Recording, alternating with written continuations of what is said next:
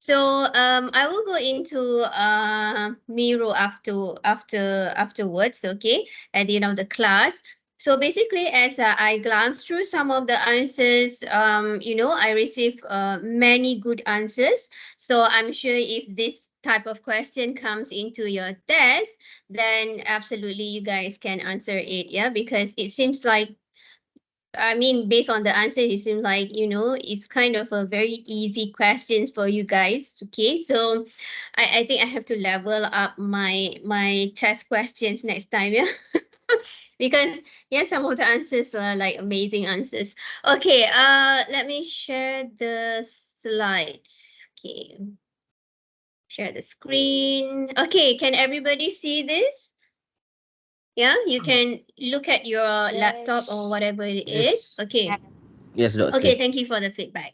All right, so last week we talked about the introduction of the subject, okay, which is what is the science of problems and so forth, okay, and what will be the foundation of problem solving, and also some of the environment that basically you need to look at, okay, the emergence of IT industry nowadays, the systems and everything. You talk about system engineering, the concept of systems, the properties and everything. And from the exercises, I just want to test your understanding from the exercises. So it shows that you understand the system environment. That is good. Okay, so for this subject, you have to understand, okay, what is the difference between hard problem, soft problem, and the approaches or the methods that you need to address when you actually look at the problem from different perspective. Okay, so for today, I just want to brief you about what is problem solving, the differences between problem solving, and the process of problem solving. And as I said, those who have been in the industry for so many years, I'm sure you have done all these processes without you realizing it. It's just a matter of in the academic, we put it in a structured way so that the next time the process that you intend to implement for any problem solving will be structured, and in terms of the presentation, people can understand it easily. Okay, so just to recap in a basic way, what do you understand by a problem? We say that, oh, we have a problem. So what exactly is a problem by definition? If you are looking at this slide, okay, previously I asked you to read all the slides, all right, because I'm going to summarize only. If you look at this slide, can you illustrate to me, how do you define a problem with example? Anybody? If you understand a concept, which means you will be able to relate to a reality situation. So from this slide, can you tell me what is it a problem? What exactly a problem is? Can you give me a scenario? Anyone? It's a scenario like you want to make a coffee machine, but the coffee machine broke. That's a problem. Okay. Your example is so technical. Okay. What to do? You guys are very technical. Okay, subject ni kena loosen out sedikit, but yeah. All right. You're talking about troubleshooting type of problem, is it, Zul? Yes. Okay. Yes. It can be acceptable. I'm talking about, well, when you troubleshoot, before you troubleshoot, of course, there are problems that you need to troubleshoot when the system doesn't comply to a certain performance. Okay, but that is so complicated. That is a complicated example, acceptable, but I wanted a very simple one, like as a basic understanding. So okay, I give you a very basic one, okay? Because you just want to understand all this concept, yeah? So if you look at this diagram, it shows like you have a current state, okay? the gap, and also desired state. So usually the current state is the current situation that you are in, or the current situation, or the scenario that you are looking at. Okay, the gap, which means, okay, is basically the situation to reach towards your goals, objective, missions, what else, whatever it is, values or tasks, achievement of tasks. So all this usually related to certain goals or objective. So the desired state is the one, the goal that you want to achieve. So as for example, very simple basic ones is like, okay, you only have like 100 ringgit in your bank, okay, and your desire is to buy iPhone 15, which costs you about 4 to 5K. So how much is the gap? Huge, isn't it? So it will be a problem if you really want it, which means you really want to have an iPhone 15. Okay, so with the current state, and in order to reach towards that 5K, and you really want it, you think that it is necessary and becomes a necessity for you, then it becomes a problem. But if you know that the current state that you only have like 100 ringgit, and to achieve that, you will need like part-time jobs and everything to achieve to the desired state, and you say to yourself, never mind, I don't need this iPhone. I can come up with another alternative. So that alone doesn't become a problem. It becomes a problem if you really want to achieve it. You have a target, you have a milestone to consider, to reach upon. So a problem becomes a problem when you have certain expectations to achieve. Otherwise, it wouldn't be a problem if you can let go that situation and you can find other alternative. All right. So do you understand? This is a very simple explanation. The process. I mean the definition of the problem itself. Okay. Of course, in working environment, you can say, okay, troubleshooting, because that's the normal thing that you did. I mean, in your working experiences, or perhaps making decisions where you need to achieve certain objective of the organizations, of the project, basically. So yeah, I'm just giving you a basic example. So okay, from this slide, okay, it shows the some of the definitions of the problem where there is a gap between the current situation and also the desired state.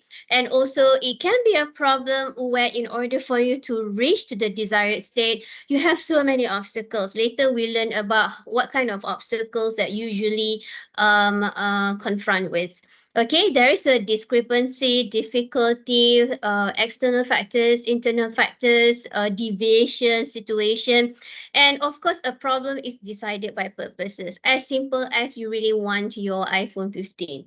As simple as that. As simple as you want a Tesla car. As simple as you want, you want some material, or you want to achieve like anugerah sarjana cemerlang or whatsoever.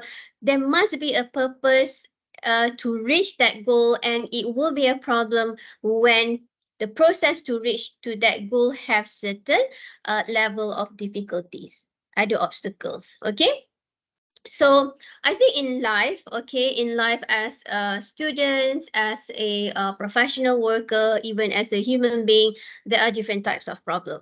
Okay, problem comes in many forms. Okay, and it can comes from business problem, organizational problem, people problem, human problem, society, community. And I'm sure if you are at the top level management, whether you are the project manager, the senior manager, or the CEO, CIO, or CTO, you are looking at a certain level of holistic perspective, whereby you're not just looking on the technological or infrastructure based type of problem, but the holistic view, how other factors influence okay, in terms of what kind of infrastructure that you need to build, what kind of knowledge worker you need to hire. So in life, okay, in life you have different types of problems, and also that problems can be relate to many complexities. Okay, so it's just an example here between business problem and human problem. So business problem usually it relates to profit matters, sustainability, lower is like cost, infrastructure, resources, and so forth. And human problem deals with sometimes attitude, your workers' attitude, because it's different when you guys generation apa? I pun dah lupa. You guys generation apa? X Y Z. You guys Z. generation? I think Z. You guys generation Z. So your juniors generation apa? Um, Generation Alpha kan? Juniors, your juniors Alpha. I don't know. Because it depends on your working environment. So your junior is generation Alpha? Yes? Are you sure? Alpha tu terlalu muda kot. I think your juniors probably born around 2000. Is it? Kan? 2000 something? I'm 2000. So do you can you see the difference in terms of the attitude, work attitude, personality compared to your generation? Yes, doctor. Okay. The loudest. So can you share with me what is the experience? I mean, how do they react in terms of work attitude? I think for the younger, maybe for because they are exposed with the technology, right? Yeah. So during that time, maybe right now we can see most of the younger people they play like very active in short mat like TikTok. Mm-hmm. They Yeah. they dance, right? But in our during that time we don't have that one, so that we Yeah. can see on that. That is one after that. Yes, you are not alone in this situation, because I think in fact in the education environment, new lecturers kind of have a different attitude. But I read somewhere this type of generation, it says that the positive part is they know their self-worth. So they're not the type like yes boss, or can easily say, okay, you're given this work, okay, fine, I will do it without further question.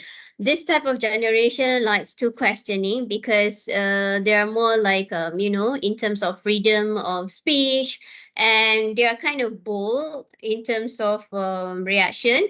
So very demanding also. If they want this, really want it, dia tak ada compromise, ya. And the way they communicate, when it comes into technology, sometimes you don't know sopan santun dah. Okay, I've came across situation myself, when junior lecturers trying to speak to me, and in fact we don't know each other. The person just registered as a new lecturer, and looking at the sentence, yeah, it's like, wow, you don't know me. The sentence is not right, okay. And yeah, I think that's why some organization actually sent perhaps the senior, or the human resource, yeah, to look into how to manage this kind of generation. In fact, your ITM ada buat lah some seminars, everything, because the attitude is different. I think elsewhere in other industries also people are complaining, I don't know why. Because they're vocal, because of the social media thing, I'm not sure. So attitude wise is different. So imagine like how they're going to be a leader in the future like this. I mean, the world keep on changing with different kinds of attitudes, yeah. So we don't know. So we try as much as possible to study this kind of personality and try to understand them, because you sometimes you cannot change the generation, because it comes with the environmental factors, it shapes one's thinking, but how we adapt to it and try to make full use of that particular situation. You can't deny all this kind of personality, personality that likes to selfie or OTD. In fact, yesterday I was doing a group presentation with my undergraduate students. Surprisingly, they just like took a everyone's just like took a video, keluarkan phone and took a video of their friends presenting without my consent. So like selamba je dengan buat apa pergerakan-pergerakan yang all these TikTok things, and the lecturer is there in the class. Okay, dia tak minta permission pun, kata, oh okay doktor, we want to take a video. No. So imagine that. And selfie semua tu, I think in my class memanglah generation sekarang tu memang begitu ya. Dia tak kira lah ada lecturer ke tak ada lecturer ke, dia rasa macam aktiviti tu aktiviti bebas, so dia bebas lah buat apa-apa saja. So yeah, generation sekarang, my students around 20 to 21 years old. So yalah, imagine ya, macam tu, umur macam tu pun dah begitu. Tunggulah dia masuk kerja nanti. Okay. Alright. So types of problem. Okay. So yes. Just now you talk about troubleshooting and so forth. Okay, so there are different types of problems here. So one is cause reactive, one is creative proactive. So cause reactive, perhaps you can easily identify the causes and you can easily troubleshoot, especially we talk about system based when it does not perform to what is intended. Which means you put a certain standards and everything. Okay, you can easily identify the gap. For example, like your performance, like your KPIs and everything. Of course, there are rubrics. So if you do not comply with the rubrics or checklist, then perhaps you do not conform to the standard. So that's why we have like ISO. What else? Last time we have like MSc IT status and all that, all kinds of standards. So in fact, in education, we have like MQA, we have MBOT, we have SOL Accord. So many standards that we have to comply that is given by the Ministry of Education. So this type of standards you can easily comply because you just look at the rubrics and there is a checklist and all that.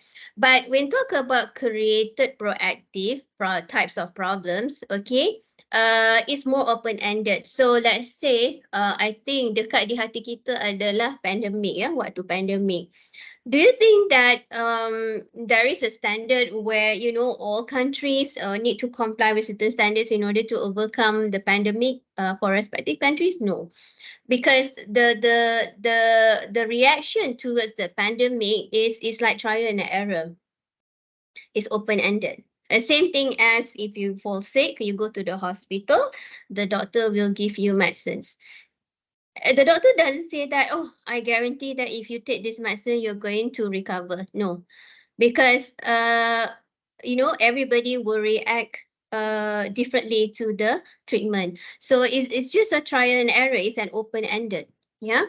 Okay. So which means, okay, target condition. Yeah. If you are sick, okay. I mean, if you are sick in some of your body parts, the target condition, and the doctors will give you like, okay, this medicine. If this medicine good for you, then perhaps your body will react positively. If it's not good, then dia tukarlah ubat tu. Okay, sebab badan orang tak sama.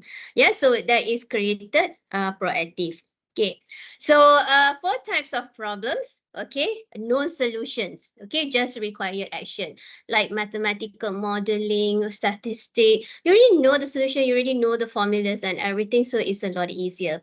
But reality is not all problem as easy as that, as easy as 1 + 1 = 2 when it comes to open-ended type of problems, especially when you deal with uncertainties, complexities, for example, like problems that you need to address, like scammers, ataupun problems community.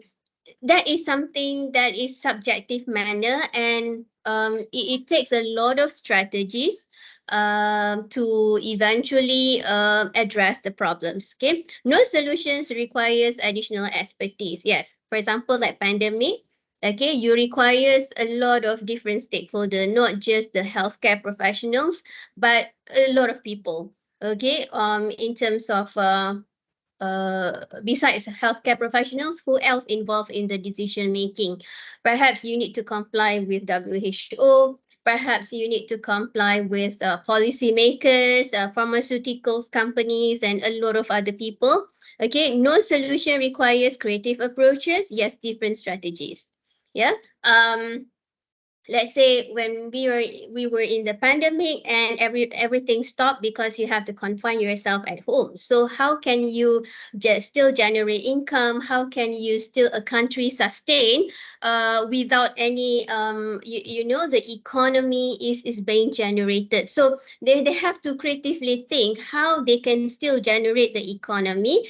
People can actually live, all right, by all these restrictions. So online platforms, so everything, the technologies need to really fast think of coming up with proper infrastructure in terms of, everything have to go online, learning, businesses, what else, shoppings and so forth, everything must go online. In fact, when I think during the pandemic, all the TV stations and everything, they can go live from their home, respective home, because definitely they cannot go to the TV stations or whatsoever. So the broadcaster, the weathercaster, everybody will stay at home and doing their job, trying to perform their job from home.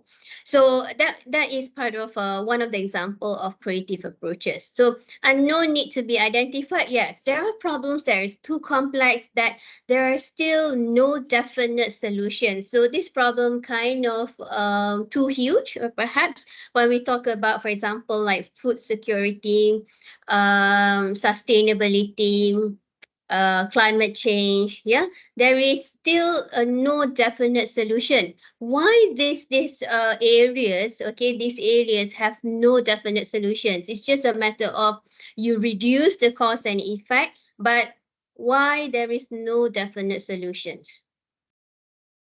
Food security, climate change, what else? Nowadays we're talking about the conflict war, okay, Palestine, Israel's.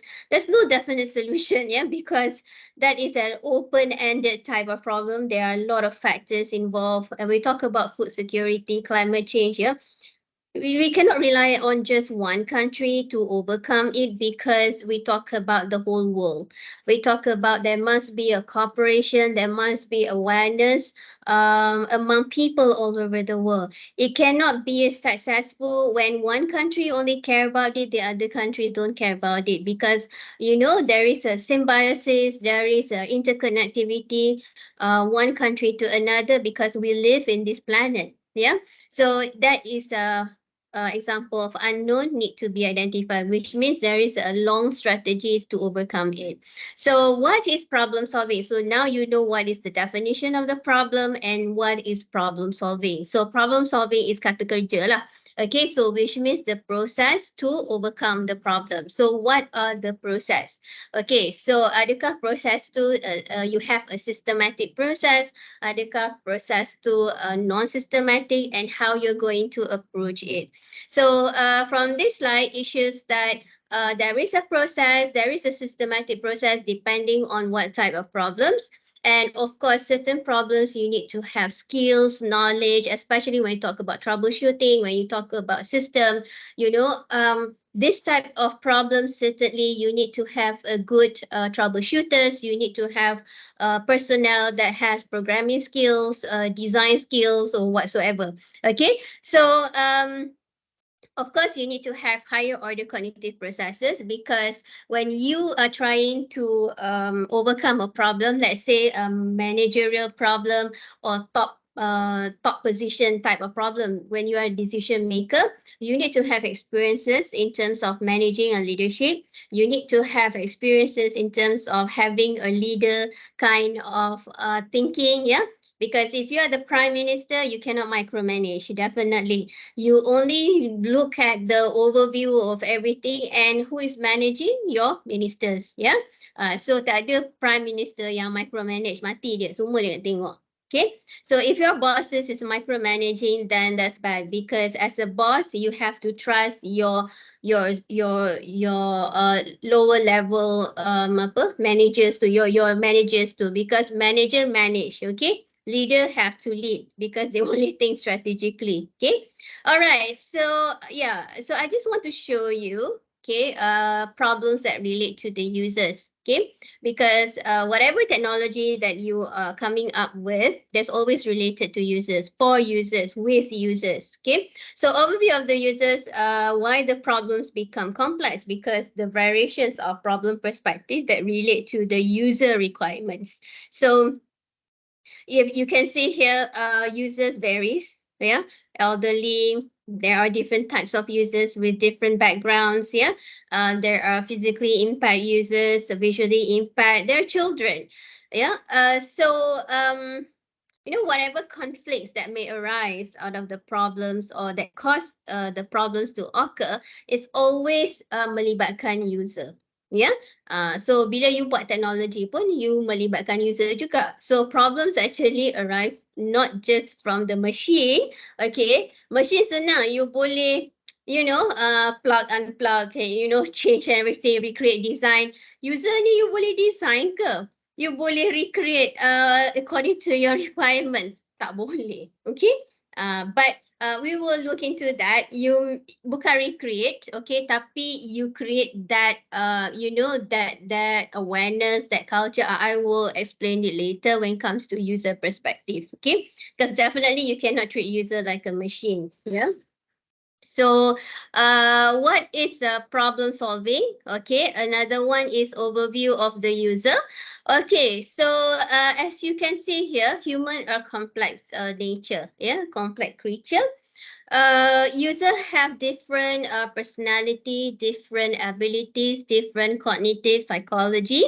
Okay, so in terms of that, of course, if you work in a working environment, you know that your colleagues have different capabilities, abilities, limitations, yeah, challenges, individual differences, and in terms of skills, knowledge, and so forth. So all these criteria, yeah, characteristic does influence how a person approach to a certain problem. So compare yourself. For example, like you are like 20 years old, okay, you are 20 years old versus someone who is 40 years old.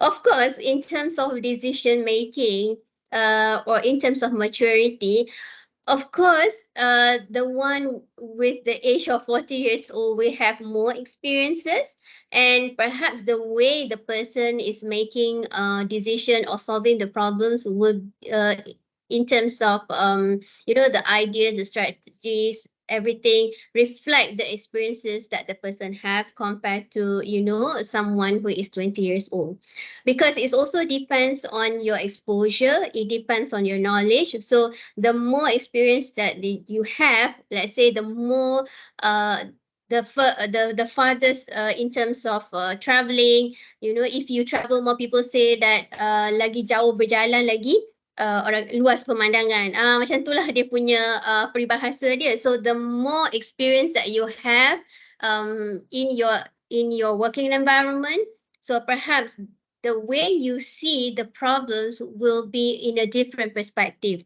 You know that, oh, you have came across this type of problem, so it shouldn't be that difficult. For example, when you make decisions. So bila you nak naik, climb up the ladder tu, of course you have to start from the bottom. You cannot just like masuk kerja, tiba-tiba nak jadi manager. Tak boleh lah. So basically you need to climb up the ladder so that you experience becoming an operational, you experience becoming the senior manager, and then barulah boleh pergi jadi CEO, CIO, or CTO. Okay. Alright. View of problem solving. Okay, so this one is another view of problem solving. So you have a start state, which is the initial situation, the operators, which means the process. So the process can be along the way, can have constraints, obstacles, yeah, and then in order to reach the goal state. Okay. So, okay, so put an asterisk for this diagram because every single test I will definitely test you in the understanding of this diagram. In fact, I've given you exercises at the end of this lecture. Okay, so this diagram shows an overview or understanding of how problem and also its process into achieving to the desired state and whether you achieve the desired state or there is a deviation state. Okay, so current state, janganlah nanti you jawab dalam soalan tu orang ni naik basikal tak. Ini adalah analogy sahaja. So the current state shows that the vehicle, okay, there is a certain problem where you already have the vehicle, which means that you probably have the infrastructure. You probably have what it takes, yeah, to drive to the goals, to the desired state. But sometimes, okay, sometimes the vehicle does not exist in order for you to go to the desired state. So for example, mula-mula bila pandemic comes in, COVID-19, people struggle. How to find solution? Because we don't have the vehicle, we don't have the strategy. We can only reduce the symptoms of COVID-19, just reduce the symptom. Okay, but somehow rather they managed to come up with vaccines, isn't it? They managed to come up with vaccines. So with the vaccines, that will be the vehicle in order to overcome the spread of COVID-19. Yeah. Okay. So perhaps you have the vehicle, you come up with the vehicle, but the vehicle is not good enough, which means it does not perform to the extent that you will reach to the desired state and will be able to overcome the obstacle di tengah-tengah ni. Okay. So what you have to do. So the vehicle can be technology or non-technological equipment. Yeah. All right. So obstacle, okay, obstacle can be in terms of different factors. Okay, it can be later. I will explain on the obstacles, yeah, because I just want you to understand this diagram. Okay, desired state. Of course, you know desired state is goals and objective. Okay, and sometimes, yeah, you do not reach to the desired state, but somehow in order to reach the desired state, you ada deviation. Okay, ataupun you tak achieve the desired state, you have to deviate, which means you know that at the end of the day, you're not going to reach the goals, but you have to deviate in the sense that you have to find other ways. Contohnya macam tadi, a simple one. Let's say you kata, okay, you tak cukup duit, you nak beli iPhone 15. So, you kata, okay, tak apalah, I deviate, I beli yang Samsung sahaja.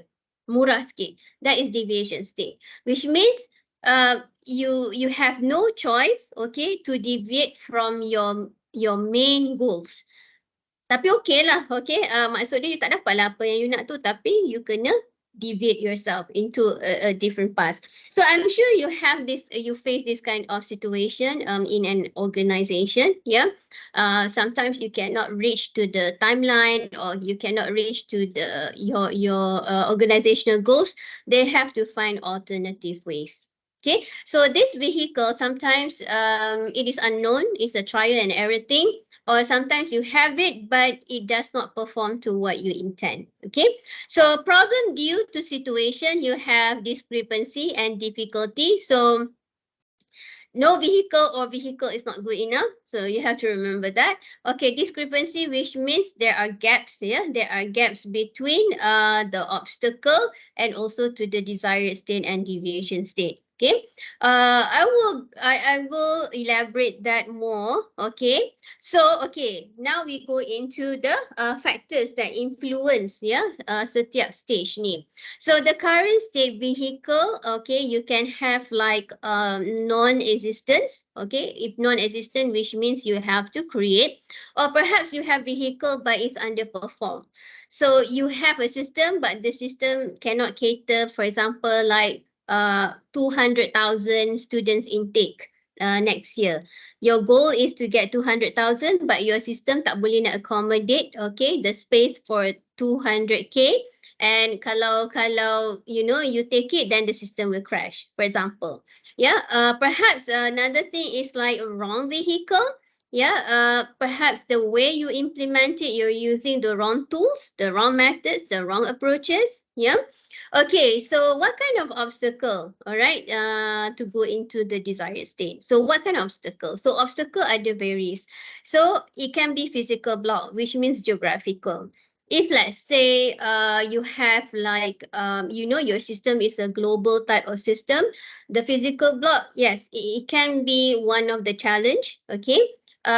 It can be in terms of physical block like infrastructure, okay? Kalau you pergi tengok contohnya you work in Sabah, Sarawak, geographical, ya. You nak letakkan for 5G whatsoever, so you kena tengoklah geographical surface dia macam mana. So mental block, okay, no knowledge, wrong attitude, not ready. Yeah, sometimes you have the technology, but your workers is not ready or your users are not ready. So I give you one example.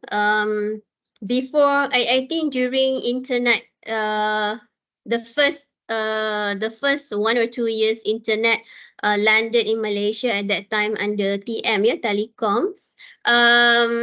Of course lah, you tak ada banyak website to browse actually, ya. Tapi there's this website called pasarborong.com. I'm not sure whether you hear that because I happen to browse it, pasarborong.com. So I think that is the very, first few e-commerce website that is taking off at that time. Imagine masa tu tahun 2000, awal 2000.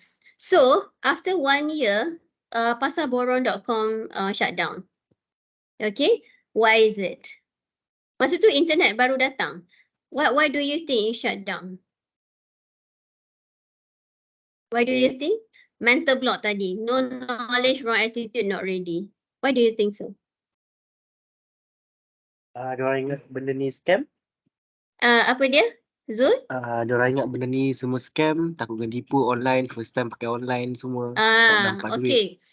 So, yeah, because they are not ready.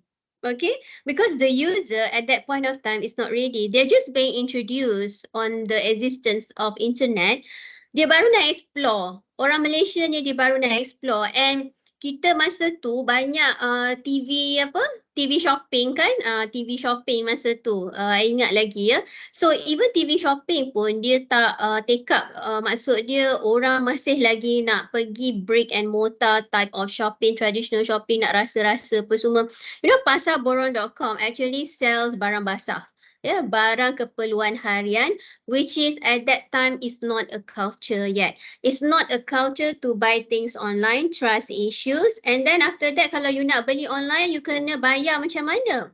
You kena bayar guna credit card. Masa tu, culture di Malaysia, credit card is very hard to get. You kena tunjuk like you punya salary and then your salary must be like 3-4K and above and then bank kena verify endorse. Sekarang ni credit card like, you ada slip gaji? Okay, ada slip gaji. Tak kira lah gaji you berapa, dia dah bagi credit card, dah bagi debit card, everything. So at that point of time, walaupun you ada technology and then people already come up with a creative idea to come up with e-commerce, okay, to leverage on the e-commerce, tapi rakyat tidak bersedia. Kenapa? Trust issues, okay, and not everybody have internet, baru nak perkenalkan internet. Keduanya, bank pun tidak support. Bank dan government tidak support, ya. Sebab bila you nak go for e-commerce, you must perform online transaction. Masa tu banking pun tidak ada online banking. So you see there is a lot of obstacle there. So as time goes by, when the government start to say, okay, kita longgarkan sikit lah, kita longgarkan sikit. Okay, untuk pemberian kredit kad ni, okay, you know, the bank can always issue, and then after that, ada debit card, everything. Barulah the process of e-commerce and e-business can be leveraged. So nowadays, everyone can go online and purchase something because you're not just going to use credit card tapi ada banyak options kan. You ada macam online bank transfer dan sebagainya dan orang dah mula comfortable buying online. You see the process there. Okay, this is process apa? This is apa? Open ended kan yang tadi tu kita tengok kat sini tu. Ya, created proactive. Okay. So it takes time. It takes time to look into that. So bukannya you perkenalkan teknologi tiba-tiba je orang nak guna, tak. Sometimes teknologi tu tak take up sebab orang tak bersedia. Dia okay, dia tahulah teknologi tu canggih apa semua tapi dia tak bersedia. Tak ada support daripada contohnya government policy and everything. So when it comes to Tesla, okay, yeah, it's the hip talking, orang kata the talk of the in the town right now. Okay, siapa yang memiliki Tesla tu is like amazing lah. It's like wow. I think the price is affordable. Okay, I'm sure if you are in the M40 and T20 range of gaji, you can afford it. But why it is still not orang kata it is still not widely acceptable? Kenapa? Sebab Tesla ni electric car, you need a charging port EV punya tempat. And most tempat tu ada dekat bandar saja target market orang. So kalau nak balik kampung, tak ada. Yes, correct. Because in terms of infrastructure, the technology smart car is here, okay, and everyone can afford it, but people will think about, I mean, is Malaysia ready? Yeah, in terms of the infrastructure, I mean, you can just drive Tesla within Klang Valley because dekat charger dia adalah dekat shopping mall semua kan. Tapi kalau you travel East Coast, West Coast, macam mana tiba-tiba dalam kelapa sawit semua bateri dah habis, macam mana you nak charge? So I think in this sense, perhaps the future technology, perhaps dia boleh buat macam power bank. Okay, you boleh charge like macam power bank, charge phone dan sebagainya. So which means it's going to be a lot more easier. So if you want people to drive smart car like Tesla, then you have to think about the ways on how it can be easier for people to charge the battery. Ya, tapi sekarang ni dia memerlukan satu infrastructure yang mahal lah. Jadi problemnya adalah you tak boleh bawa kereta tu jauh-jauh. Okay? Itulah salah satu obstacle dia. So social block cultural inhibition. So just now the culture of online banking, online transactions semua tu one of the example. So sometimes even in the organizations, yeah, you nak come up with new ways of doing things, yeah. Kadang-kadang susah ya when we talk about change management, yeah. Change management which means you nak change the work culture tu, nak jadi more systematic or you want to implement a certain way of doing things. Sometimes bila ada orang complacent ya, buat benda yang sama, you nak introduce something new memang susah sebab susah because semua orang tak suka berubah. Yeah, especially yang dah dormant, especially your senior. Okay, so let's say you kata, okay, kita kena belajar ni pasal blockchain technology ni because that is the in thing right now. Mesti lah you dengar orang tak puas hati lah apalah. Why I have to learn all these things, because I'm so old, because faktor usia, faktor it can be attitude, because in technological environment, of course, you have to keep up with the latest trend, isn't it? So, culture inhibition can also be obstacle in leading to desired state. Yeah, resource block. Okay, this is common. No capital, manpower, no space, no time. Okay, political block. Yes, policies. So Kadang-kadang kita condemn the government, ya. Kenapa lah dia tak buat macam ni, macam tu, macam ni, okay? But I think if you sit in the government office, okay, if you sit in the strategic, strategic department, perhaps you are trying, you kena faham. Malaysia ni ada dipengaruhi oleh international, okay, international policies, international relations. You cannot act alone. Okay, in fact, we talk about Israel's and everything. I'm not. We cannot say that all Israel peoples are bad because yang the bad personnya yang apa kumpulan Zionis tu. Tapi there are Israels yang suka pada peace because Israel and Palestine is like a community. Hari-hari orang Palestin cross border bekerja di Israel. Ada juga orang Israel yang bekerja di Palestin.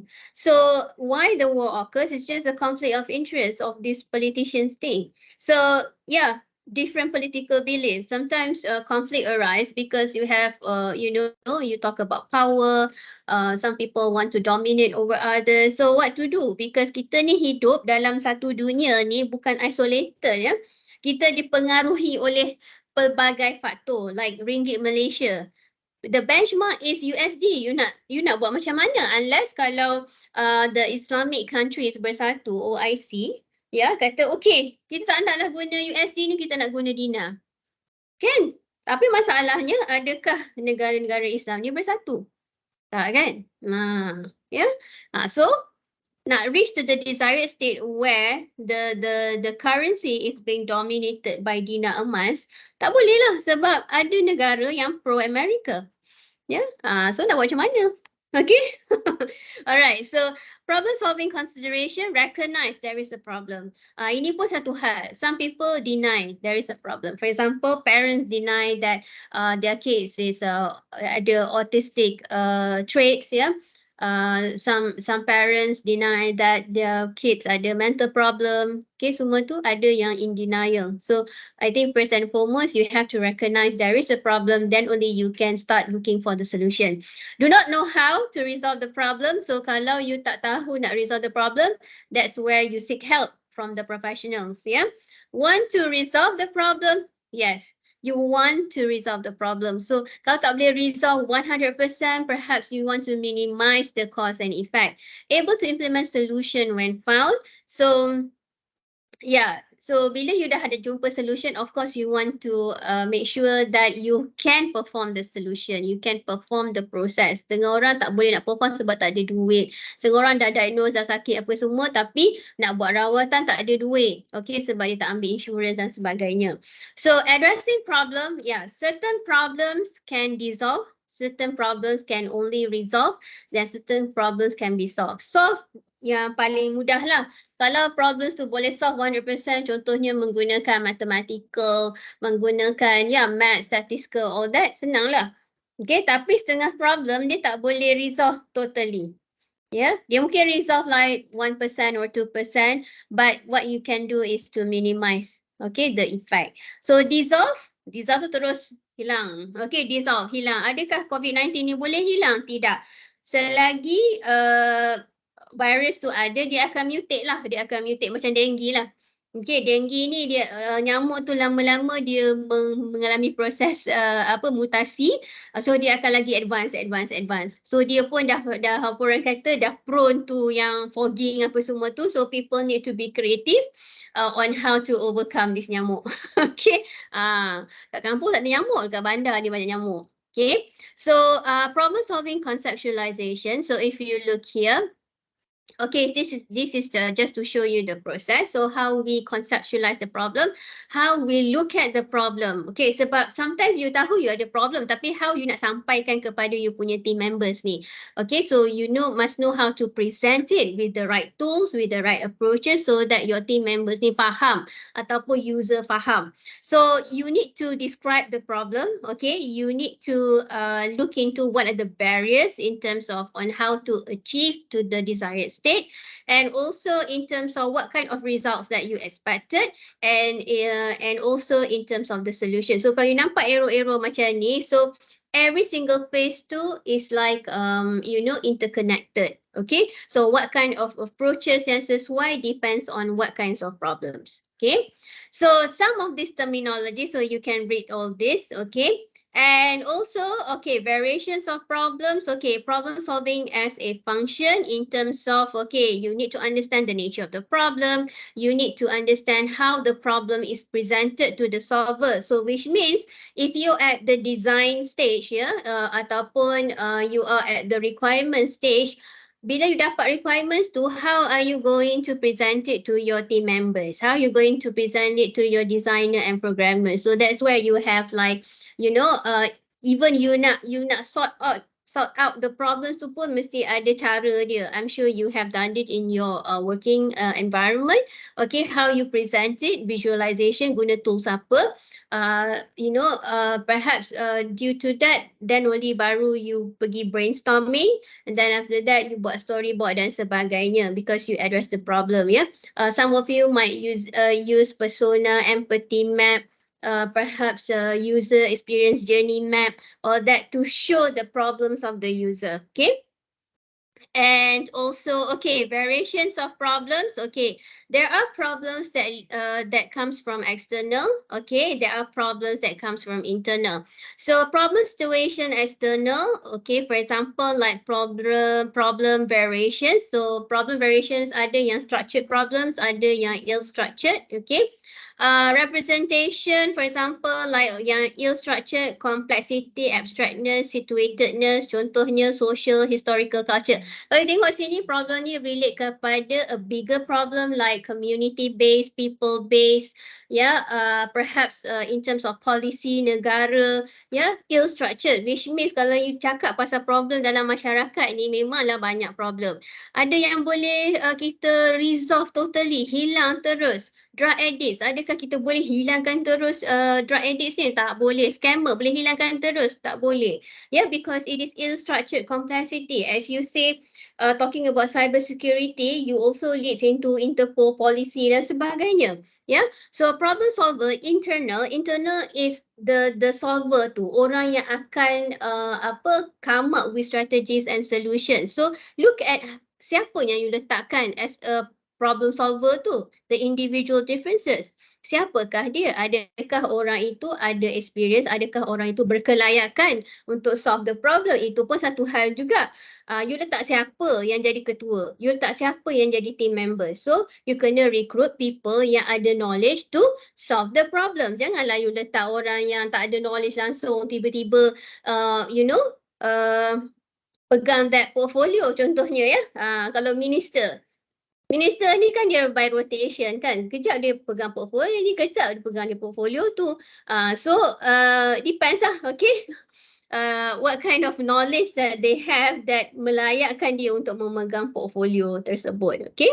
And equals to problem solving skills. So factors, bukan setakat kita nak tengok problems tu yang external tu, kita nak tengok siapa yang sepatutnya menguruskan problem tersebut pun ada influence to how successful your strategy is, problem solving strategies. Okay, so problem solving factors, problem solving variations. So yes, problems ada different variations. As I said, ill structured and structured. Structured ni paling senang lah untuk kita identify the problems and senang untuk kita solve. Okay, ill structured ni yang paling susah. Berkaitan dengan policy, manusia, nature, environment dan pelbagai lagi lah. Okay, complexity, ada yang problem yang masses, terlalu kompleks. Okay, we call it as a wicked problem. Ada problem yang kompleks tapi masih boleh orang kata masih lagi boleh solve, which means dia masih lagi in terms of nature is masih lagi structured. Abstract, problem yang susah kita nak define. So problem yang susah kita nak define. Contohnya macam pandemik tadilah, dia terlalu abstract. Okay, nak resolve yang akan datang mungkin ada virus yang lain lagi. Okay, So problem type, contohnya ya, dia dah bagi contoh kat sini dilema. Dilema also can be a problem. Dilema, hari ni nak makan apa? Hari ni nak masak apa? Let's say you ask your husband, okay, what do you want to eat? Apa-apalah. Tu abstract lah tu. Apa-apalah, dia jawab apa-apalah. Jenuh lah isteri tu nak fikir. Apa nak makan apa-apa? Okay. So design problems, yes. Okay. Sometimes your design tu tak efficient. It doesn't create efficiency to solve the problems. Yeah, case analysis problem, strategic performance problem, diagnosis, troubleshooting, decision making, rules, story problems, algorithmic, logical problems. So ini adalah contoh-contoh problems, and I'm sure you have came across these type of problems in your working experiences. Okay. So problem solving factors, problem variations again, okay. So ada yang well structured, okay, macam problem yang mudah-mudah lah, contohnya your assignments, apa lagi problem yang troubleshoot, okay. Ada yang domain specific situatedness, contohnya you tengok problem kepada konteks lah, contohnya education ke, ataupun problems yang dalam organisasi ke. Ada problem yang simple, ada problem yang kompleks ataupun meta problem, okay. Contohnya societal problem, political problem, cultural problem, okay. Economic problem, okay. Ill-structured, new or unusual, ambiguous information, incomplete information. So ini relate kepada problem yang besar lah, global ataupun at the societal level. So domain, general, abstract, okay. This one perhaps we talk about, okay, contohnya transportation, talking about transportation in Malaysia is quite general, ya. You tak pergi spesifik. Kalau spesifik you kata masalah LRT, masalah komuter, masalah apa, banyak sangat kereta, itu spesifik. Kalau domain general, transportation for example, ya. So this one is just to give you an overview, okay. The definition of well structured versus ill structured, simple versus complex, okay. Simple problem macam you buat crossword, jigsaw puzzle tu simple lah. Kalau matematik you dah ada formula, you just buat kira-kira. Tapi in reality senang macam tu juga. Okay. So complex problems masses. So normally, okay, bila you dah berada di atas, you are CEO, CIO, ya. Normally you are not tackling simple problems, you are tackling complex problems because you kena fikir pasal you punya business sustainability, you kena fikir macam mana you punya operational, how do you sustain your company. Let's say you have so many competitors, ya. In fact, I think in the e-commerce, pun, ya. Contohnya, for example, like I'm a woman, I like to buy tudung, ya. I like to buy tudung, and over the years, as e-commerce becomes stable, ya, e-commerce, e-business becomes stable, there are few brands that tutup, ya. There are few brands yang ada yang totally tutup. Brand tu dah tak wujud dah. Okay, sebab in terms of people don't want to buy that kind of design. Design tu tidak menarik. Design tu dah lama, design tu dah kuno, orang tak nak pakai. Itu design, ya, design problem. I don't know why, maybe the designer tu dah biasa nak design yang macam tu, so dia tak ada sambutan dah. Okay, keduanya, competitor terlalu ramai. Ya, competitor, which means orang yang jual tudung ni dah banyak brand. So dia nak compete tu susah because dia punya customer segmentation tu is too small. Dia tak boleh reach to the wide audience.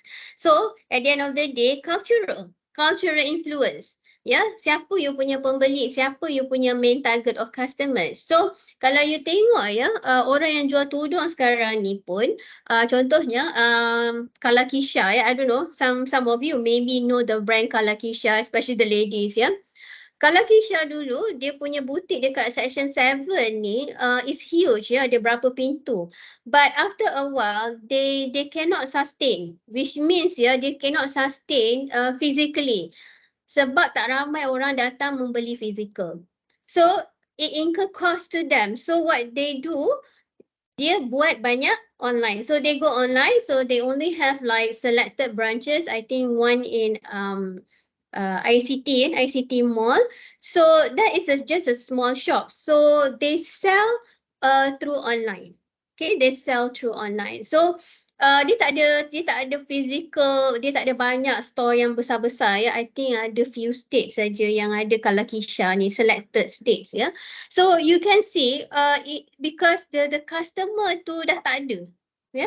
Sebab dia ada banyak pilihan yang lain, and then perhaps in terms of the design and the marketing approach also influence people buying all these things. So as you can see, some brands ya, dia exist online, dia tak exist physical. Kalau physical pun dia guna pop-up store je, much more cheaper. Ya, so kalau you pergi contohnya Dark ya, Dark brand ni, I think kalau you urban ni, at least in one of your wardrobe tu, tudung you tu mesti you beli sehelai Dark, sehelai lah ya, sebab satu helai pun 300, 500, berapa ratus kan. Ya, you think it's expensive, but eventually she's not selling to those who think it's expensive. She's selling the brand because the brand dia portray as a premium brand, very urban style. So target dia adalah siapa? Target dia adalah orang-orang urban. Orang yang between 20 to 40, junior executive till the senior executive, or perhaps till 20. Because the brand portray in the sense that it's a luxury brand. Yeah, it's a luxury brand. So kalau you pergi kedai dark store ni, you tak nampak orang pun. Kadang-kadang sunyi je kedai dia. Tapi they make a lot of money online. So people start buying online rather than going to the physical store. Yeah.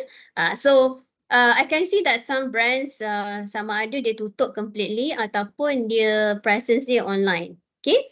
So yes, this is what we call the complex problem. Sometimes design problem, orang dah tak suka design tu. Sometimes people change in terms of the requirements. Sometimes people change the behavior, the way they buy things, you know, all this, yeah.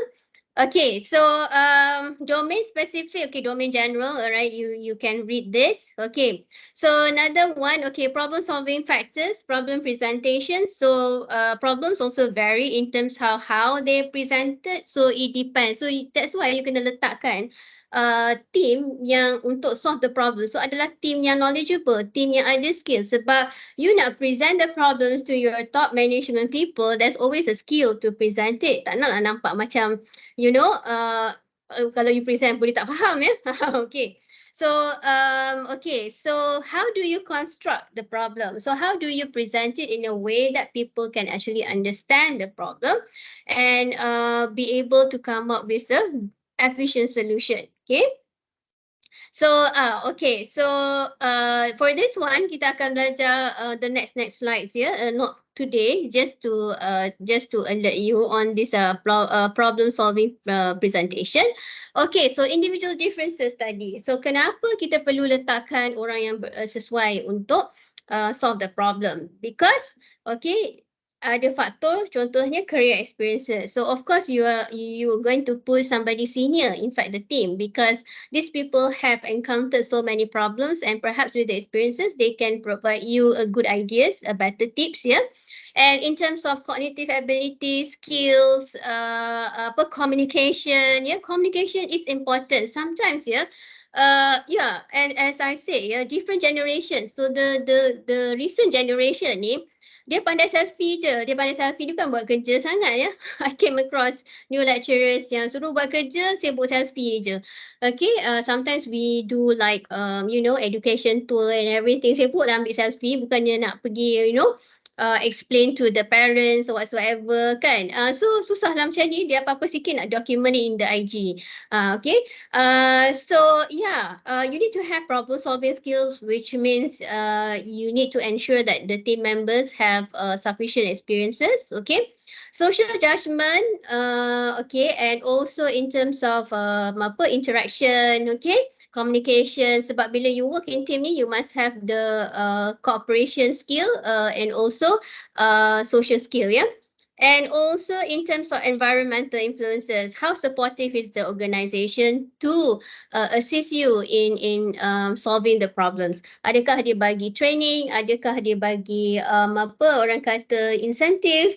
Ada additional wages ke? You work part time, okay, extra hours, ataupun you know dia bagi you enough resources ke, okay, in terms of money, in terms of infrastructure, like say hardware, software and all that, okay, adakah organisation tu supportive, ataupun environmental influence ni contohnya adakah government bagi funding, for example, adakah support from the government, adakah support from your external stakeholder, your investors, okay, adakah environment tu in the sense that dia ada bagi you infrastructure ataupun ada geographical, in terms of geographical, adakah bila you nak come up with infrastructure, for example for orang asli di Sabah Sarawak, adakah the community to welcoming you, welcoming you, say, oh, come here to our kampung and set up,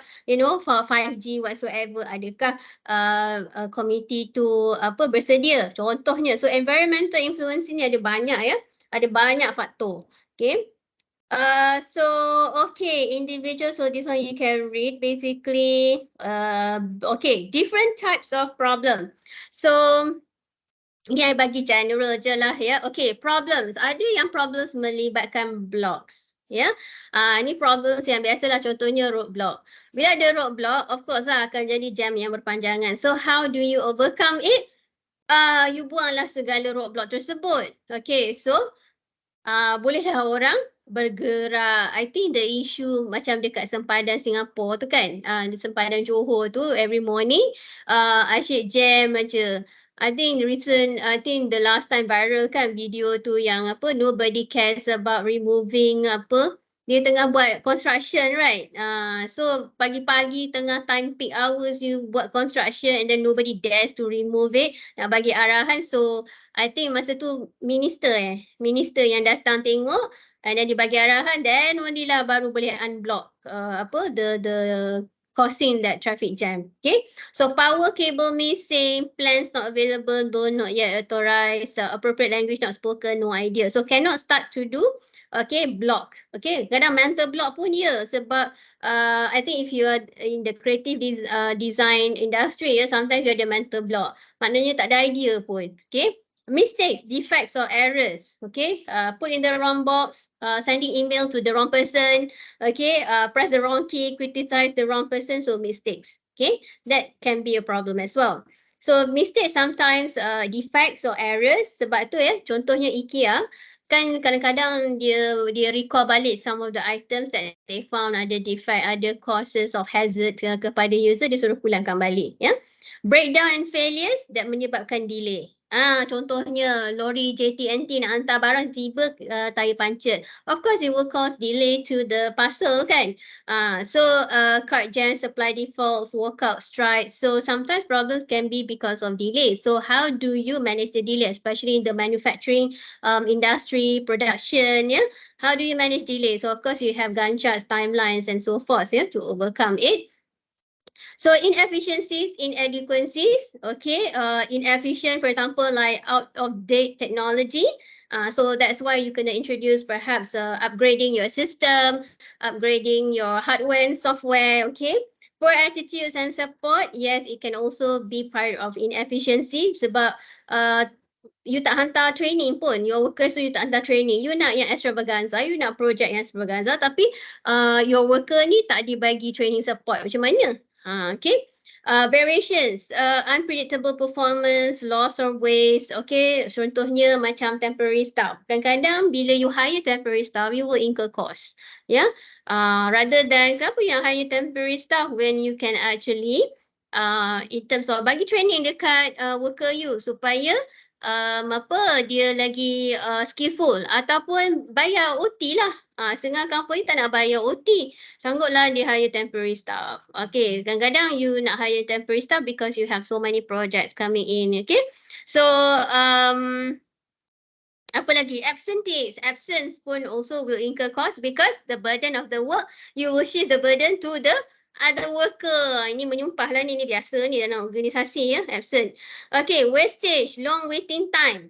wasting time. Sebab tu I think nowadays you dah ada pakai nombor tu kan. Otherwise you tak pakai nombor bila you nak bayar bil apa semua tu, orang feel like waiting kan, and then doesn't know when is their turn. So long waiting time. Bila long waiting time ni you waste people time, and sometimes because of that orang akan keluar lah. Orang akan keluar, and then perhaps it will affect you punya organisasi punya performance. Okay. Alright, so general types of problem: overproduction, waiting, okay, transportation, inventory, processing, motion, defect. So this one also another different types of problem, okay. So you boleh baca ni, okay. So this type of problem will lead into technology and also non-technological solutions, ya. So pernahkah dengar scheduling system, planning system, okay, and then after that, waste of resources, inventory. So you ada inventory system, okay, all that, yeah. So magnitude or severity of problems. Okay, so problems ni ada level of severity. So I'm sure as a boss, you will look at the mana nak solve dulu. Mesti you tengok problem yang high priority kan. So you tengok mana yang severe to the organisation. Okay, so problem magnitude, whether it's sporadic, acute, chronic macam pandemic tu. Country terpaksa, orang kata help all the economy. Maksud dia postpone lah everything. Okay, tak payah keluar, tak payah semua penerbangan, stop everything ya. Siapa yang turis pun even ada yang stranded dekat sini berbulan-bulan ya, because they cannot fly out because borders dah tutup dan sebagainya. Itu adalah sporadic, acute and chronic. Okay. Most organizations solve acute problems easier to handle. Okay. Chronic problems are more complex. Usually kalau chronic tu maksud dia probably at a national level. So kalau chronic, kalau sakit, kalau ada chronic, mestilah yang pakar-pakar yang handle ya, bukan yang MO yang biasa. Mesti pakar yang dah experience handling the illness yang akan treat you. So problem severity indicate the seriousness of the problem, whether it will affect your organization, whether it will cause like your organization to collapse, obsolete. Priority indicates the desire of problem solvers to address the problem. So problem solver pun dia kena prioritize problem yang macam mana yang dia kena handle first. So ni adalah contoh-contoh severity level. Blocker. Okay, blocker ni paling senang. You unblock je. Contohnya you ada jantung itu sumbat. Okay, pergilah buat bypass ke dan sebagainya ya. Critical level used to indicate very important problems such as crash or loss. Okay, so kalau critical maksud dia kalau you lose money through the scammers and everything, critical lah juga tu ya. You will lose money like thousands, hundred thousands ya. Major level used to indicate a severe problem but one that does not cause or crash or loss. Okay, major problem contohnya macam apa yang major problem in organisation, tak siap project according to time. Okay, you probably lost a little bit tapi tak adalah sampai company you tutup or bankrupt. Okay, minor level use problem which does not affect the functioning of the program. Minor tu macam troubleshooting lah ya. Normal level to use by default and used for the majority of reports like reporting yang normal lah, maksud dia yang tidak ada losses. Okay, trivial like typos, aesthetic, okay, problem yang biasa-biasa je, formatting. Okay, enhancement, these are reports which are requests for future improvement of the program. So problem in terms of enhancement tu lebih kepada documentation and so forth ya. Policies, okay, semua tu. So we also can categorize problems into tame and wicked. Tame ni problem yang well defined and stable problem statement. Contohnya you buat assignment, dah ada objektif nak dicapai. Okay, maksud dia tame problem yang easily identified, easily measurable like your KPI and everything because it's very objective. Wicked problem or mass problem yang complex, societal, policies, cultural, all that yang tadi tu lah, yang social context. People problem, you punya people dan organisation tu pun can be a complex problem as well, tapi wicked ni lagi besar lah, dia lebih contohnya education, society, okay, transportation, apa lagi, health system in Malaysia, okay, it can be a wicked problem. Okay, so problem typology. So you tengok ya, problem pun ada pelbagai bentuk. Okay, ada yang story problems, okay, narrative. Okay, ada yang using rule induction, okay, analogy, okay. Algorithm tu sebenarnya adalah interpretation of a problem situation. So that's why you create algorithm, okay, to solve the problem in a way that the computer can understand the language. Sebab tu you ada natural processing and so forth, ya. You have cyber security. Perhaps you have the technology to detect in terms of fraud dan sebagainya, ya. So decision making, okay, for example, like you have case study, you have problem that looks into perspective. So I think a lot of problems have decision making elements. Yeah, troubleshooting, diagnosis, solution, yes. Strategic performance, yes, okay. Macam contohnya you buat, kalau economic you buat forecasting analysis, ya. For example, like you buat sentiment analysis and all that because you want to come up with strategies, okay? How to overcome racism in Malaysia based on the sentiment analysis. How to strategize that the races, ya, ada assimilation, for example, ya. Policy analysis, okay, design and dilemmas, okay? So design is also part of the problem yang I bagi contoh tadi itu, ya. I think one of the brand yang I think my mother always wear is Pearl Haya, ya. I think brand ni brand mak-mak lah, okay. Tapi I think in early like bila ya dia tutup habis, ya, dia tutup habis brand tu macam dia obsolete terus, ya, sebabkan design tu tidak digemari lagi. Design macam tu tidak digemari, cara design tudung tu tidak digemari lagi. So dia terpaksa jual, okay, dia terpaksa jual dengan kilang-kilang sekali, dengan mesin jahit semualah dia jual, dia tutup habis, so brand tu tidak lagi wujud. Okay, contoh design problem Kodak, ya, Kodak film. So Kodak film ni masih lagi wujud tapi dia dalam apa orang kata, I think those yang using film tu adalah photographer yang professional lah because they want to make a portrait type of photography and so forth, ya. But as in overall consumer, we no longer use Kodak because we have smartphone. Okay, sebab apa dia obsolete, dia punya business model tu obsolete sebab okay, with the existence of the smartphone, people can take picture digitally and keep it in your a phone like 10,000, 1,000. You can just like put up in the social media everything, and the requirement different. Tapi kalau design you masih lagi pakai Kodak for digital camera yang you kena beli additional tu, orang tak nak dah. Sebab requirements dia adalah people just want to use phone for everything. Ya, sekarang ni phone tu dah jadi e-wallet, apa lagi? You punya identification, license pun dalam tu, semualah dalam tu. So why we want to buy extra additional gadget to capture picture? Of course not. Yeah. So design problems. Atira, do you have question? No, sorry. Okay, sebab you angkat tangan tadi tu. Okay, Lah, so tekan. dilemmas also can be a problem because you tend to have few alternative and it can be a dilemma as well, yeah, because bila dah ada banyak alternative tu macam you nak choose tu, okay, maybe you have to come up with criteria, okay, how do you want to choose it based on certain checklist, okay. So looking at this, ya, problem solving framework ni, okay, contohnya ada reactive cause, created proactive semua ni, okay, so it shows here the framework of the process of problem solving tu, okay, ada yang based on quantity, maksudnya ada yang melibatkan cost, ada yang melibatkan resources, infrastructure, difficulties, how difficult it is to solve the problems, so the severity, ya, time pun memainkan peranan. Okay, sampai bila kita nak lockdown ni? Sampai bila kita nak troubleshoot benda ni? Mesti you ada set time limit, ya.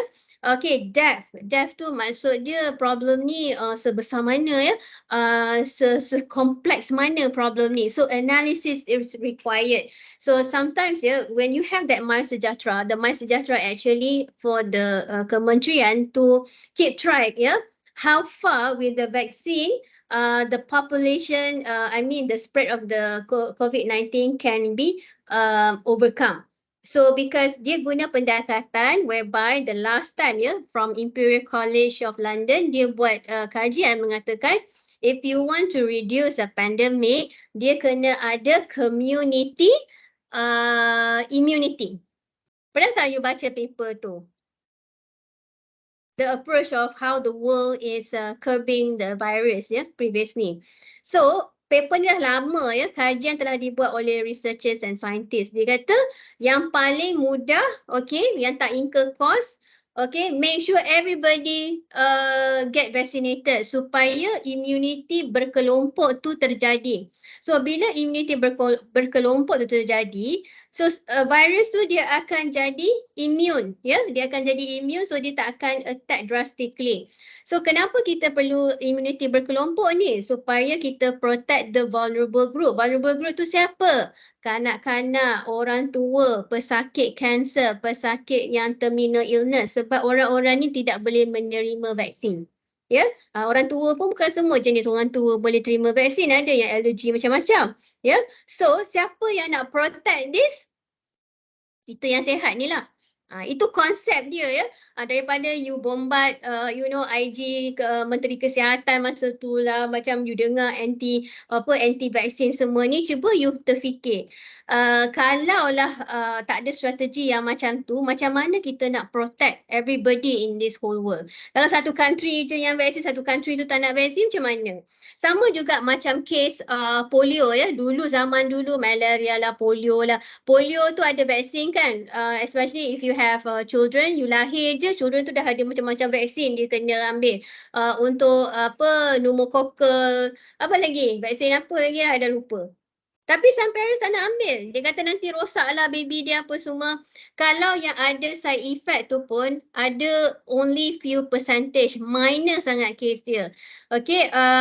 Kalau contohnya you sakit kan, you memang anti-vaksin lah. Cuba you fikir secara logik kalau you sakit, you anti-vaksin. Sakit you pergi mana? Adakah you pergi jumpa Dr. Google, you pergi jumpa Tok Bomo, you pergi homeopati? Adakah you end up in the hospital? You end up in the mana? Di rumah. Tanya Dr. Google, tanya ChatGPT. You end up in the hospital kan? Do you agree with me? Akhirnya, you menyerah diri ke hospital. Betul tak? Betul. Betul ke tak betul? Semua diam macam ni. Betul. Betul. Yeah. No matter how you hate, how you hate lah, perubatan-perubatan ni, ataupun you memang anti-vaksin. I don't want, I dengar orang yang ambil vaksin ni sakit jantung lah, apalah, macam-macam jadi mutant lah, macam-macam lah, Tapi kalau you sakit, akhirnya kalau you sakit, what will happen? You end up in the hospital. Ke hospital lah you pergi, ubat hospital lah yang you akan telan dan makan. You tak akan pergi ke mana-mana. Kalau you tak pergi, keluarga you akan hantar pergi hospital. Itu satu-satunya nak solve the problem. Tapi actually you boleh reduce the symptom, you boleh reduce the cause effect by taking the vaccine. Cumanya yang berlaku bila ada reaction to your body tu adalah segelintir sahaja. Mungkin dia dah ada existing illness that the vaccine react to the existing body reaction. Sebab body kita lain-lain Cumanya kita tawakal je lah Kita tawakal dengan adanya vaksin. Kalau kita terkena COVID, maknanya simptom atau reaction yang kita dapat tu hanyalah minimal sahaja. You nak ambil vaksin ataupun you nak getting intubated. Getting intubated, you kena ditidurkan. So, kalau umur panjang, you jagalah. Kalau umur tak panjang, tidurlah selama-lamanya. So, that's the thing. Sometimes kita kena fikir logik. Orang yang tak nak anti-vaksin ni, tak apalah dia tak nak. Tapi kita kena fikir. Kita ni pun memberi benefit to the masyarakat. In the sense that kita kena protect orang-orang yang vulnerable ni. So, sekarang ni dah ramai parents yang tak nak ambil polio against polio. Can you imagine kalau let's say you punya children dapat polio, they're going to suffer for the rest of their life just because of your ignorance. You sihat walafiat ni because your parents ambil vaksin for you. Dia ikut. Dia ikut. Tapi you tak nak pula untuk your kids. You are jeopardizing your kids' life. Maknanya you are selfish lah. So I memang against anti vaccine followers ni, because the only thing about themselves, dia tu sihat sebab parents dia tu bagi dia vaksin. Tapi you as a parents, you tak nak vaksin anak. So anak tu lah yang akan spread banyak virus dekat sekolah, sebab bila you tak ada vaksin, immunity you tu kurang sikit lah. So I do have friends yang memang tak nak vaksin anak dia, I don't know. So anak dia keep on like flu, cepat sakit lah, cepat sakit. Dia kata tak apalah, depends on dia punya antibody, macam tu pula. Dia sihat walafiat. Okay, anak dia asyik sakit je. So, bila dia pergi sekolah, dia akan spread dia punya virus tu ke anak-anak orang lain. Anak orang lain walaupun dah vaksin, tapi kalau dah ramai yang tak vaksin, dia tak ada immunity kelompok tu. Itu contoh. Okay. Okay, from scientific view, problem solving ni dia adalah elemen-elemen dia. Okay, contohnya kalau nak buat analysis of the problem, kalau you buat PhD ke apa ke, masters by research, ataupun you buat final year project, of course you buat hypothesis testing. Ini problem yang orang kata yang very objectified, structured problem, ya. So kalau dalam academic, maksudnya you hanya menyelesaikan problem yang structured sebab boleh guna formula dan sebagainya, ya. Okay, so this one, general model of problem solving process. Okay, you need to recognize problem, analysis, okay, and then coming up with the problem statement, and then solution. Sama juga macam SDLC juga, ya. You kena buat all this data gathering, requirements and so forth, sampailah ke implementation. So, okay, this one step. So, kalau you tengok sini, ya, gambar raja kat sini, real problem sebenarnya is iteration juga, ya. Sometimes you tak reach to the designated desired state, you kena deviate. Maksud dia, tak boleh achieve goal, you kena tukar. Contohlah, ya. Contoh yang paling ketara adalah you nak masuk universiti tapi tak berkelayakan. So daripada SPM you tak layak nak masuk universiti sebab you punya passing marks, grades you tak mencapai. So apa you buat? Okay, you cita-cita nak masuk universiti ni. Apa you buat? You kena longer pass lah. Maksud dia daripada SPM ambil pra ke ataupun ambil sijil ke, daripada sijil ambil diploma, lepas diploma minta universiti. You see? Dia tak terus straight aja. Maksud dia kena ada deviation state tu. Okay? So difficulty, okay, dead end, sometimes problem memang dead end lah. Maknanya dah tak boleh nak buat apa-apa. Okay? Maksud dia dah tak ada solution dah. Okay? Sama ada bila tak ada solution tu dia become obsolete lah. Ya, kalau ikutkan bisnes ke dan sebagainya. So kalau kita as a manusia, dead end maksud dia tunggulah jantung tu berhenti. Contohnya, ya. Okay. Alright. Okay. So those days, ya, problem solving steps. Okay.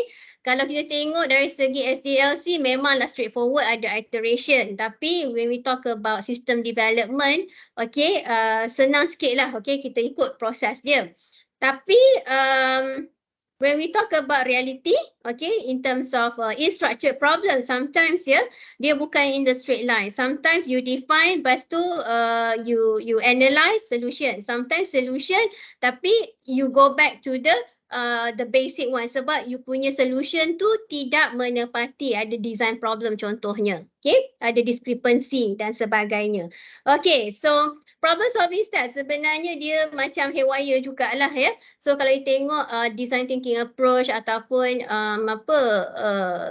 some of the methodological approach, ya, development approach, dia dah macam iteration. Okay, sometimes you dah ada solution, lepas tu bila you implement, dia tak efficient, you kena tukar balik design dia contohnya. So yes, actually this is how chaos it is. Sometimes when you in the process of looking at the problems and the solution itself, it depends on what kind of problem situation. Tapi kalau problem situation tu setakat troubleshooting je, it's like one way track. Tapi kalau you deal with kalau you work with the contohnya in the ministry ataupun you deal with society problem, community based problem, it's going to be like this. Kalau you policy maker lagi, you pening. Okay. And conceptual view of problem solving. So Tadi kita bincang pasal individual characteristic, group characteristic, organizational characteristic, problem characteristic. So all these characteristics sebenarnya influence on how you approach to the problem situation. Maknanya the successful or the problem situation tu, macam mana you nak overcome problem situation tu sometimes depends on all this input. Okay, all this input. So transformation, which means the processes, the processes tu apa yang you nak capai, apa yang you nak deliver, okay, in terms of the desired state. So sometimes the process tu contohnya, okay, you come up with algorithm, you come up with the processes, SOP, best policy, best practices, apa lagi, carta kerja, flowchart, use case diagram, all kinds of things, okay, you buat simulations untuk test you punya solutions dan sebagainya. So these are some of the processes, okay? So kalau individual characteristic on how you want to elevated dia punya skills, you hantar training, you buat group discussion dan sebagainya to approach on the human side lah. So output tu, okay, output tu of course it can be solution, it can be information, it can be creativity, design, okay, innovation ataupun unintended consequences. Sometimes output dia pun something that is unexpected. Okay, so right, so implementation pun mungkin ada problem. So in every stages of the processes, sometimes problems occur. It's just a matter of how you going to rectify it. Okay, so case class exercise, so quickly, can you give me answers to this? Okay. In the current academic environment, the use of AI tools is becoming increasingly prevalent. So this tool offers various benefits such as automated grading, personalized learning, and data-driven insight. However, the implementation also presents challenges and obstacles. So desired state, to effectively utilize AI tools in the academic environment to enhance teaching and learning processes. So deviation state to be defined, vehicle unknown, obstacle to be defined. So jawab soalan pertama. What will be the possible obstacles that the academician and students may face to achieve the desired state? Anyone? Ini contoh soalan test last semester. Tak boleh jawab. Okay, anyone? The integrity of the users. Apa dia? The integrity. Okay. Possible obstacles that the academician and students may face to achieve the desired state. Okay, in terms of integrity. Okay, I accept that. Lagi? Lagi? In 5 marks, Resistant to change. Okay, resistance to change. Okay, yes, can be because not all people would like to learn something new, especially AI tools ni. Okay, contohnya macam I've been introduced to Merlin and Harpa for immersive reading experiences. I'm struggling, probably because of my my age, my cognitive abilities, learning style is different because these AI tools require some learning curve. Okay, good. Lagi? Maybe lack of training or support. Yes, very good. Okay, possible obstacle because you're not being trained. Okay, you're not being trained or you're not being introduced to these AI tools, okay, explain 2 vehicles that you may identify to solve the problem that you have mentioned in number 1. Lack of training, of course, we need a training as a vehicle. Betul, training is the vehicle, correct. Okay, lagi siapa yang jawab integrity tadi tu? Zul Akmal? We need to send a pledge form ke apa before we use the tools. Okay, Some kind of alright. NDA. Okay, Agreement, so agreement. maybe you need to brief, okay, the students, to use AI ethically. Okay, ethically. Lagi? Siapa lagi yang bagi the last one tu? Can we consider policy and guideline as a vehicle? Okay, apa Policy dia, and- Syed? Policy and guideline. I tak dengar lah. Kuat sikit. Policy and guideline. Policy and guideline. Okay. All right. You may want to come up with policy and guideline regarding to this. Okay. Describe two possible problems that occur at a deviation state. What can you think that based on this situation, what kind of deviation state? Data privacy, security concern. Yes, very good. We talk about data privacy. How does data privacy will react to this, this situation? Kena elaborate.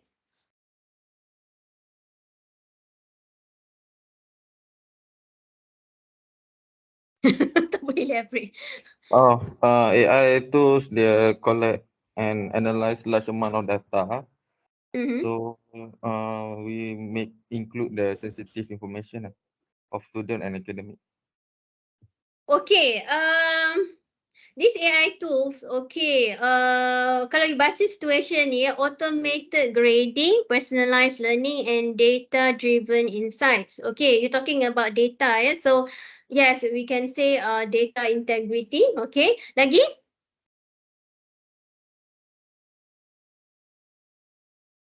The output of the result is not the same as we intended.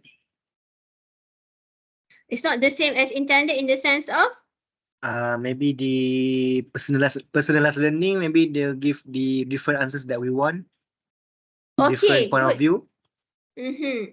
Okay, because AI tools basically it is a curated answer based on your question. So sometimes it can affect in the sense that how the person create the question and based on that question dia akan reflect kepada jawapan yang diberikan. So another issue would be on the personalized learning, okay?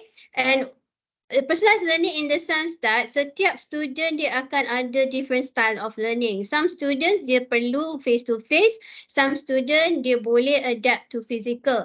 So it depends on the subject. So kalau programming, mathematics, especially mathematics stats boleh tak dia guna AI ni? Adakah efektif, adakah efficient? So kita kena fikir perhaps not all subjects can be taught online.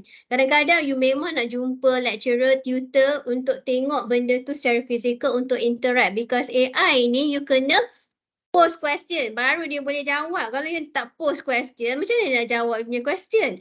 So that kind of it can influence on the deviation. It can really demotivated the person because bila waktu pandemik ada students yang brilliant students dia tak boleh cope with online learning. Maksud dia mesti nak jumpa kawan-kawan, dia mesti nak jumpa lecturer. Kita rasa benda tu macam, ada ke student macam tu? Ada. Ya? Ini bright student. So at the end SPM dia tak bagus. It happens to my own cousin. Ya? She is a bright student. Dia masuk sekolah yang permata pintar dekat UKM tu, one of the brightest school ini genius ke apa tak, dia selected dari seluruh Malaysia ni nak masuk ke situ, maknanya you kena macam cream of the crop lah, macam tu nak masuk situ tu. Dia tak pernah tak dapat A dalam seumur hidup dia tu, tak pernah tak dapat A. Maksud dia A tu macam dia punya makanan dia lah. Tapi we were surprised during the pandemic because she took the SPM during the pandemic kan. She only gotten 4 A's. So we were like, oh my goodness, what happened to you? So dia mengaku yang dia tidak boleh belajar secara online. Okay, let alone to use these AI tools.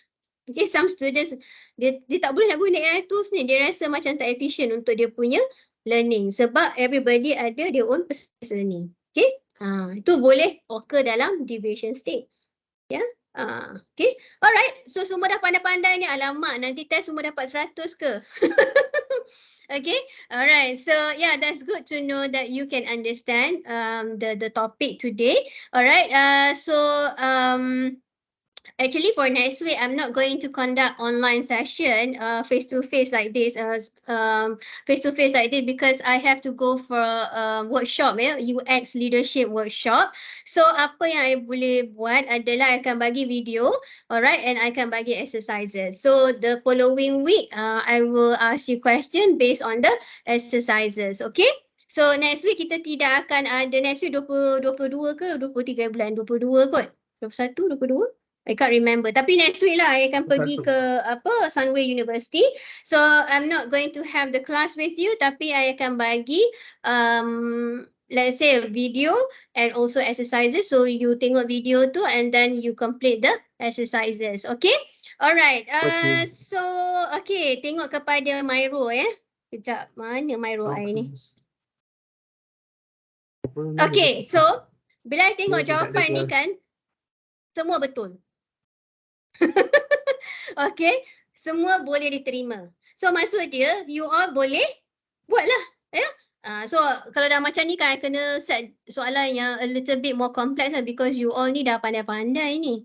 Okay, so when I look at this, I baca semua, bagus lah. Okay, jawapan dia sangat intellectual, jawapan yang realistic, because I think previously I give this same case study to other groups ada jawapan yang tak boleh dipakai. So semua ni you boleh pakai. Ada yang similar answers okay, but then it's very good actually, it's very good. Okay, well done everybody. Okay. So first lecture everybody can understand, okay, second lecture everybody can understand as well. Boleh jawab soalan saya tu, contoh-contoh soalan test. Okay. Alright, so as we move on to a more complex topic, so I hope you can understand them well. So next week again, I repeat, I takkan ajar online, tapi I akan buat flip classroom, which is I'm giving you a video, and then after that exercises. So please do the exercises because it will be almost similar to the test question. Okay, so take care everyone. Have a nice weekend, and I will see you back again in the following week. Okay, take care everybody. Thank you, Doctor. Thank you, Yeah, Doctor. bye. Thank you, Doctor. Doctor, is the Miro class available to access after this? Class, what?